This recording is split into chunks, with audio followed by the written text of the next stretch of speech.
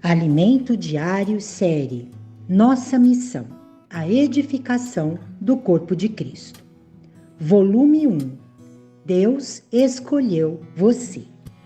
Autor Pedro Donk. Semana 1. Introdução. Anote o versículo deste sábado. Mateus capítulo 5, versículo 20. Trecho para ler com oração. Está em 2 Coríntios, capítulo 9, versículo 7, que diz: Cada um contribua segundo tiver proposto no coração, não com tristeza ou por necessidade, porque Deus ama a quem dá com alegria. Ofertar com alegria e gratidão. Ontem vimos que o ministério da oferta de riquezas materiais precisa ser turbinado. Quando há necessidade de levantar uma oferta para suprir uma necessidade especial, seja da obra regional, seja de outros países, as igrejas são fiéis. Certa vez, chegamos até mesmo a quadruplicar o valor das ofertas especiais. No entanto, nas ofertas normais, o chamado dízimo, ainda precisamos ser aperfeiçoados. Aos domingos, alguns puxam notas do bolso e as colocam na caixa de ofertas. Trata-se apenas de um valor simbólico para a maioria de nós. Mas devemos honrar o Senhor com aquilo que Ele nos dá para viver. Certamente você recebe do Senhor um salário. Por um lado, esse valor é para suprir suas necessidades. Por outro, vivemos para cumprir a grande missão para a qual Ele nos comissionou. Pregar o Evangelho faz parte disso, mas não podemos esquecer as ofertas. Portanto, daquilo que recebemos, precisamos separar uma parte para semear. Vivemos bem com o suficiente para o nosso suprimento e o restante ofertamos. Isso é semear. Se formos fiéis no dízimo, teremos uma vida espiritual saudável. Vejamos agora sobre a origem do dízimo. Em Gênesis, há o registro de uma guerra de 4 contra 5 reis. Em meio ao combate, Ló, sobrinho de Abraão, foi levado cativo. Ao receber a notícia de que Ló estava preso, Abraão reuniu 318 homens para enfrentar os exércitos daqueles reinos. Ouvindo Abrão que seu sobrinho estava preso, fez sair 318 homens dos mais capazes, nascidos em sua casa, e os perseguiu até Dan. E repartidos contra eles de noite, ele e os seus homens, feriu-os e os perseguiu até Obá, que fica à esquerda de Damasco. Trouxe de novo todos os bens e também a Ló, seu sobrinho, os bens dele e ainda as mulheres e o povo. Após voltar Abrão de ferir a Quedorlaomer e aos reis que estavam com ele, saiu-lhe ao encontro o rei de Sodoma no vale de Savé, que é o vale do rei.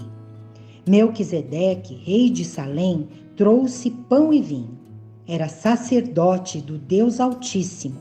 Abençoou ele a Abrão e disse: Bendito seja Abrão pelo Deus Altíssimo, que possui os céus e a terra. E bendito seja o Deus Altíssimo, que entregou os teus adversários nas tuas mãos. E de tudo lhe deu Abrão o dízimo. Isso está em Gênesis capítulo 14, versículos 14 a 20. É surpreendente que Abraão tenha vencido aqueles exércitos com apenas 318 homens. Certamente, ele seguiu a orientação de Deus para enfrentar tamanho desafio e resgatar Ló. Ao final de tudo, surgiu Melquisedeque, rei de Salém, sacerdote do Deus Altíssimo, que abençoou Abraão. Este, por sua vez, de tudo lhe deu o dízimo. Aqui vemos um princípio. Abraão não precisava de tudo o que recebera para viver. Por isso, ele devolveu uma parte para Deus, o dízimo. Da mesma forma, Deus nos dá generosamente o salário. Logo, uma parte do que recebemos precisamos devolver a Ele. O dízimo também foi mencionado por Jacó quando partiu de sua casa em direção a Padã-Arã. A certa altura do caminho, ele fez um voto dizendo: se Deus for comigo e me guardar nesta jornada que empreendo, e me der pão para comer e roupa que me vista, de maneira que eu volte em paz para a casa de meu pai, então o Senhor será o meu Deus. E a pedra que erigi por coluna será a casa de Deus.